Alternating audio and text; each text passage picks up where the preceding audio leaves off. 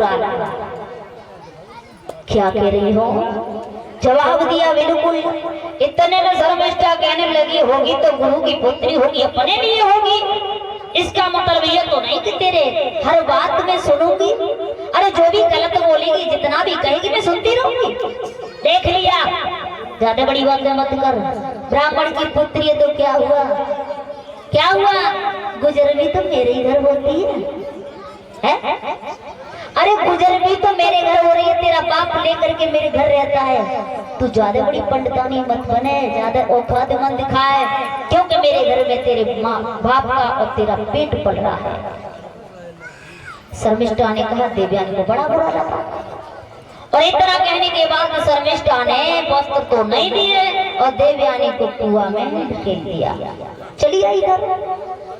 अब इधर जैसे ही राजा यात पहुंचे, जा रहे थे, आवाज सुनी और कहने लगे, अरे घोड़ा वाले भैया, तुम कौन हो? जरा घोड़े को रोक लो और हमें बाहर निकालो।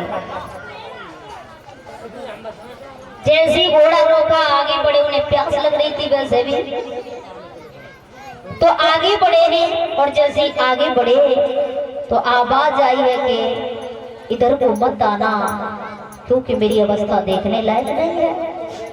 तो उन्होंने अपने पीताम्बर को नीचे गिरा दिया और जैसे नीचे गिराया है तो उसने आधा तो अपने तन से लिपटा लिया और आधा ऊपर को फेंक दिया।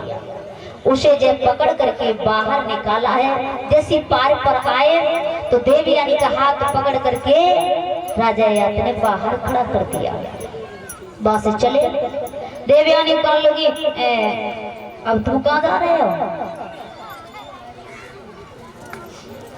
कहा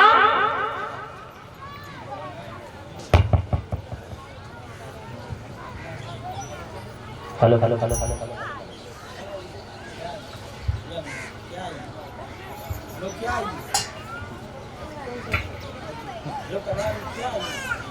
और जैसे ही यात चले तो देवयानी ने कहा, कहाँ जा रहे हो? जवाब दिया, अपने घर जा रहा हूँ। बोले क्यों? अब क्या मेरा काम है? देवयानी कहने लगी, सुनो, आपने हमें बाहर निकाला। बोले बिल्कुल।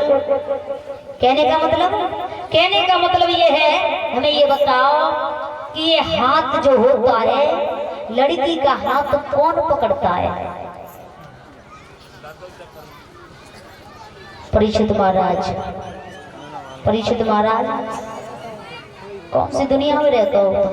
परीक्षित महाराज आज पंखे खुदाने लगे। ये बताओ, ये हाथ कौन पकड़ता है? हाथ पकड़ता है जो जिंदगी, समझ गए ना? हाथ वही पकड़ता है जो जिंदगी साथ काटता है, वही हाथ पकड़ता है। देवयानी ने कहा कि आपने मेरा हाथ पकड़ा है तो मैं छोड़ करके मत जाइए। संजू, हाथ कौन पकड़ता है मालूम है? यही पकड़ तो जाके संग शादी होती है, सोई पकड़ तो, और कौन पकड़े? और अब तो कुछ बात ही निराली है।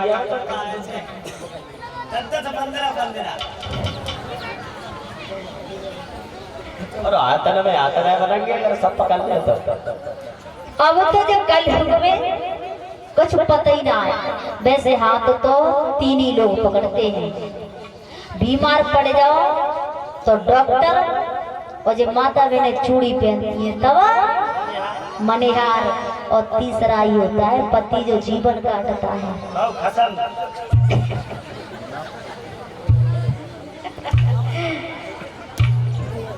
लेकिन आजकल जब दुनिया में देखा जाए तो कोई पता ना है कितने हाथ पकड़े और कितने छोड़ जाए, कोई पता नहीं। क्योंकि कुछ लोग तो ऐसे होते शादी कर लेते हैं और अनपढ़ होता है, सब पढ़ी लिखी आ जाती है, अब इंग्लिश में बात करती समझ ना पाता, तो उन्होंने कछु कह दी तो उन्हें छोड़ के चली गई, उन्हें कछु कह दी तो फिर घर से निकाल दी, तलाक दे दो। कुछ तो ऐसे होते हैं, कोई पता नहीं है। वैसे कायदा तो यही कहता है कि जिंदगी काटता है वही हाथ पकड़ता है। एक ऐसी श्रीमान चल रहा है।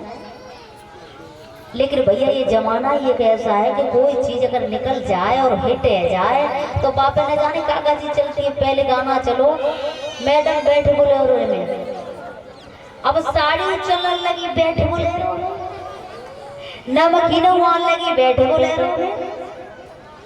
फिर एक गाना चला मुन्नी बदनाम हुई डार्लिंग तेरे लिए, साड़ी चलने लगी बाकी मुन्नी बदनाम हुई साड़ी दिखाई दो। जो बाल पहले कैसे होते अब कैसे होने लगे। एक श्रीमान जल रहा है और मनियारी के पास पहुंच गई और जाके जय के चूड़ी पहराए दो। मनियार ने की कैसी और पति संग रहा है कई कैसी कि चूड़ी तेरे नाम। अब चूड़ी पहराए तो ऐसी तैसी में गो भगवती संग रहा है बाने जूता निकालो पाए में से दह चांद पे शादी हमारे मेरे संग परी और चूड़ी जाके ना पहन रही। तो कहने का मतलब ही होता है कि कोई काम करो लेकिन बता करके करो। जमाना ऐसा चल रहा है कहां से कहां पहुंचा है। नगीना तेरी पिक्चर ने बिगाड़ी शारी,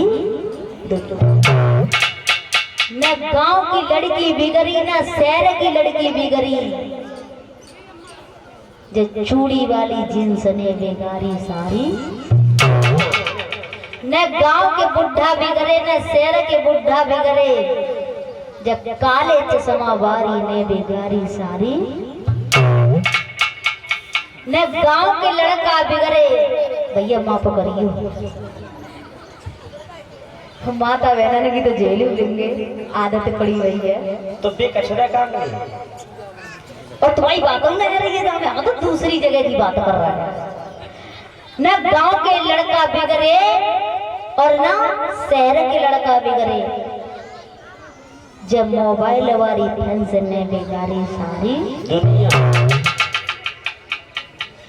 टच के मोबाइल चले गए, जियो की सिम चल गई जियो फ्री, और सारी रात कत्तर और सुनाओ सब जिंदगी बीती जाई जी कबू और ही पूरी नहीं हो पा गई। आइडिया बोर्ड पे कनेक्ट कहां इतनी जियो फ्री हो जाते हैं तो आराम से जियो मरो मत जियो। न गांव की बुढ़िया बिगड़ी न शहर की बुढ़िया बिगड़ी, जो ऊंची अड़ी सैंडल ने बिगाड़ी सारी दुनिया। मॉडर्न जमाना है। पहले देखो कुर्ता बड़े नीचे नीचे चलते, अब धीरे धीरे है कहाँ घुटुअन तक, अब है घुटुअन से ऊपर। माफ करियो माता बहनों, मॉडल जमाना के ऊपर है कि आजकल देखो वस्त्र भी कैसे कैसे चल रहे हैं। यहाँ तक की बाजू बनती यहाँ तक आ गई, यहाँ तक आ गई, अब कहाँ तक आस्ती नहीं खत्म हो गई है। पहले कपड़ा कैसा था, पहले पूरे शरीर को दबाता था, पहले इज्जत के साथ इंसान चलता था। लेकिन भैया पैसा नहीं मालूम पत जब तक चूड़ीदार जींस न होए, ऊपर टॉप न होए, पता ही न चलता न जमाल पर लड़का है कि लड़की है। 12 और कटाई लेता, तब ठंड ज्यादा पड़ती है, गर्मी ज्यादा है, सुधा से खुले पैर। और अब हमने देखिए पहले सिलवा करते रेडीमेड चलन लगी, अब हमने जो देखिए कि पेंट ले आता भैया। पहले जेंट्स चली एक गोड़ पे जेम ही जेम पूरे पे जो पेंशन है, और अब तो जी पेंशन और आई है 2-3 जगह घुटुअन पे कटो होतो है, पैसा पूरा दे आता न चवाई की पेंट ले आता। अब तो कहूँ फट जाए दूसरों पहले ठिंगरा लगाए के न पहनते, और अब ठिंगरा की जरूरत ना है, फटुआ तो कोई बात ना है, बेव पास है। सब चीज शॉर्ट में है गई।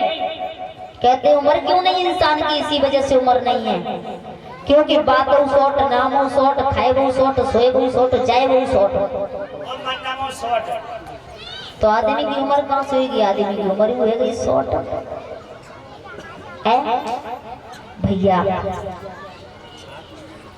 देवयानी ने कहा है, राजा याद कहने लगे कहना क्या चाहती हूँ, जवाब दिया कि मैं आपके साथ शादी करना चाहती हूँ, क्योंकि मुझे श्राप लगा हुआ है। मेरे पिता के पास और बृहस्पति का पुत्र कच्छ और शिक्षा ग्रहण करने को आता था। लेकिन शिक्षा पूर्ण हो गई, संजीवनी विद्या सीखने आया और जब पूरी हो गई तो वो जा रहा था, लेकिन मैंने उसे वर बनाना चाहा, उसने श्राप दे दिया। उसने मना कर दिया तो मैंने उसे श्राप दे दिया कि जा मेरे पिता की पड़ी हुई विद्या निष्फल हो जाए। उसने भी श्राप दे दिया, जा तुझे जाति का ब्राह्मण कोई नहीं रिहाएगा, इसलिए आप मेरे साथ शादी कर लो। इतना कहने के बाद